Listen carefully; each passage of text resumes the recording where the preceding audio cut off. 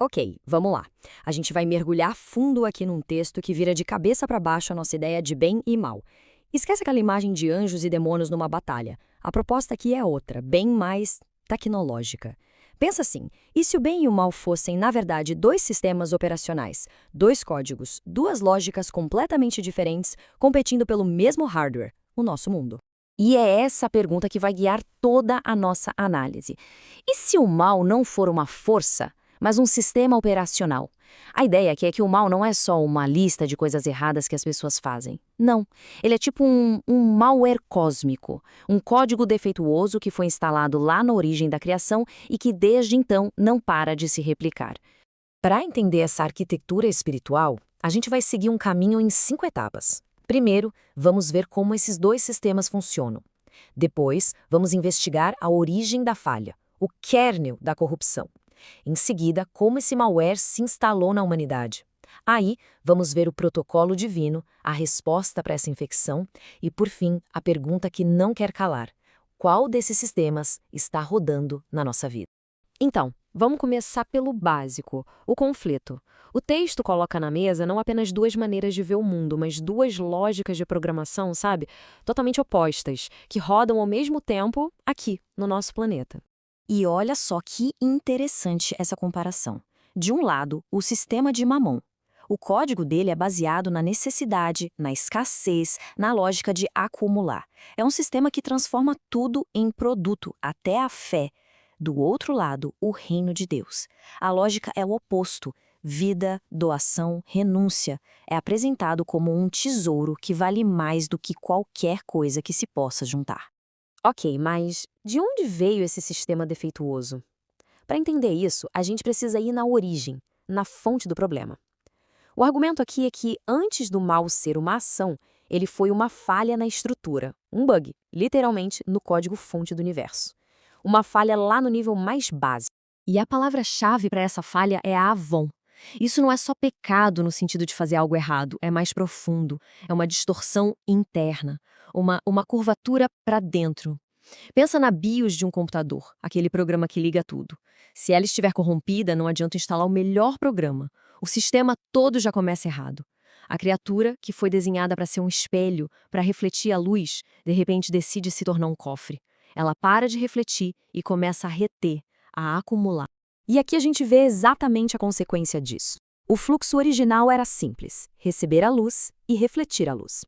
A corrupção, o tal do Avon, acontece ali no passo 2, quando o reflexo é retido. E é essa retenção, essa decisão de guardar para si, que cria a primeira forma de comércio espiritual, a recular. A glória, que era para ser um fluxo, vira um recurso, algo para ser possuído, negociar. Essa frase é a chave de tudo. O comércio não começou com a venda, começou com a retenção. Então a falha original do sistema não foi um ataque de fora, foi uma interrupção interna. A decisão de guardar, de acumular o que deveria passar adiante, foi essa decisão que fundou uma economia inteira baseada na posse. Beleza. Então, esse kernel corrompido nasceu no plano celestial. Mas como é que ele veio parar aqui? Como ele foi instalado no sistema humano? É isso que a gente vai ver agora. Essa linha do tempo é basicamente a história da infecção. Olha a escalada. Tudo começa com a corrupção interna, lá no querubim.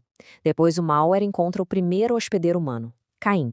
A partir daí, ele começa a construir sua própria rede, a primeira cidade. E o plano final? Tentar se tornar o sistema operacional global, em Babel. É uma progressão clara, de um indivíduo para toda uma civilização. Vamos focar em Caim um pouco. Ele é mais do que só o primeiro assassino. Nessa lógica que a gente está vendo, ele é o primeiro terminal humano onde o sistema de Mammon rodou com sucesso. A oferta que ele fez a Deus não era baseada na fé, mas no mérito.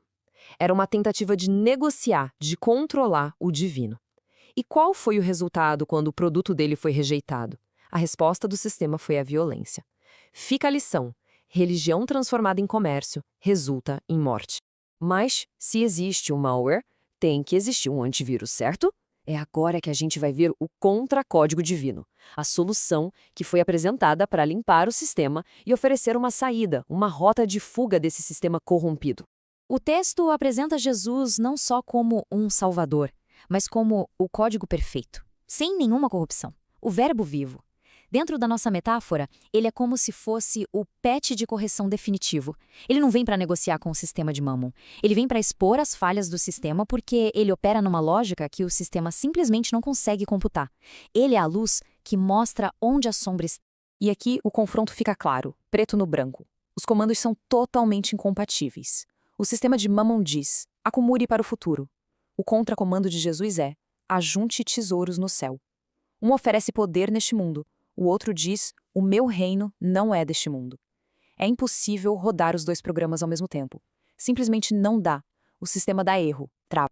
E essa frase resume o veredito do protocolo divino sobre a riqueza. O dinheiro é um teste, não um prêmio.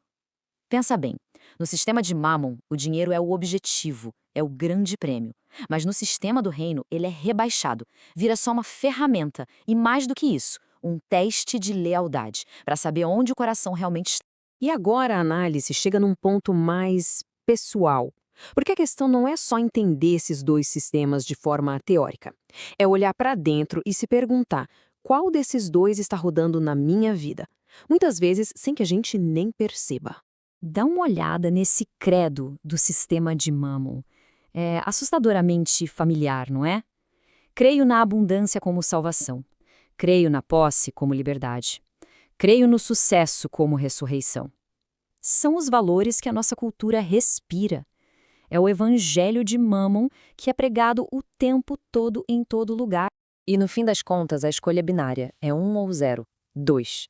Esse é o número de mestres que não dá para servir ao mesmo tempo.